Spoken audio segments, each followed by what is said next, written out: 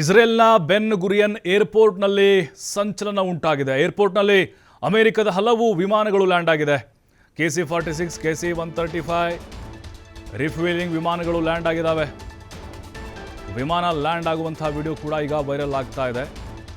ನೋಡಿ, ಅಮೆರಿಕದ ಹಲವು ವಿಮಾನಗಳು ಲ್ಯಾಂಡ್ ಆಗಿಬಿಟ್ಟಿದೆ. ಈಗ ಇಸ್ರೇಲ್ನ ಬೆನ್ ಗುರಿಯನ್ ಏರ್ಪೋರ್ಟ್ ಇದೆ. ಅಂದ್ರೇನೋ ಮತ್ತಿಬ್ಬರು ಸೇರಿಕೊಂಡು ದೊಡ್ಡ ಮಟ್ಟದ ಅಟ್ಯಾಕ್ ಮಾಡಲಿಕ್ಕೆ ಪ್ಲ್ಯಾನ್ ಮಾಡ್ತಾ ಇರ್ಬೋದು. ಹಾಗಾದರೆ ಏನಿರ್ಬೋದು ಮಸಲತ್ತು? ಮತ್ತೊಂದು ನೋಡಿ, ಎಲ್ಲ ಅಮೇರಿಕದ ಫ್ಲೈಟ್ಗಳಿವೆಲ್ಲ. ಏನಿದೆ ಅದರಲ್ಲಿ ಫ್ಲೈಟಲ್ಲಿ? ಮತ್ತು ದೊಡ್ಡ ಪ್ರಮಾಣದ ಶಸ್ತ್ರಾಸ್ತ್ರಗಳು, ಮದ್ದುಗುಂಡುಗಳು ಹೊತ್ತು ತಂದಿರ್ಬೋದಾ? KC-46 ಇದೆ, KC-135 ಇದೆ, ರೀಫಿಲ್ಲಿಂಗ್ ಇದೆ. ಎಲ್ಲ ಅಮೇರಿಕದ ವಿಮಾನಗಳಿವೆಲ್ಲ.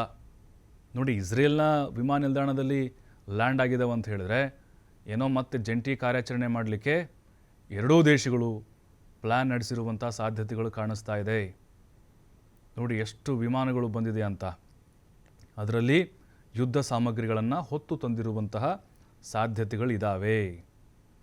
ಅಂದರೆ ಇನ್ನೂ ದೊಡ್ಡ ಮಟ್ಟದಲ್ಲಿ ಯುದ್ಧ ಮುಂದುವರಿಯುವಂಥ ಮುನ್ಸೂಚನೆ. ಈ ಕಡೆ ಕದನ ವಿರಾಮ ಅಂತ ದೊಡ್ಡದಾಗಿ ಇವರು ಮಾತಾಡ್ತಿದ್ದಾರೆ. ಅಲ್ಲಿ ನೋಡಿದ್ರೆ ಸ್ಟಾಕ್ ಆಗ್ತಾನೇ ಇದೆ ಅಮೇರಿಕದಿಂದ. ನಮಗನ್ನಿಸ್ತಾ ಇದೆ ಇಲ್ಲೇನಾದರೂ ಮಾತುಕತೆ ವಿಫಲ ಆದರೆ ಅಲ್ಲಿ ದಾಳಿ ಆಗ್ಬೋದು.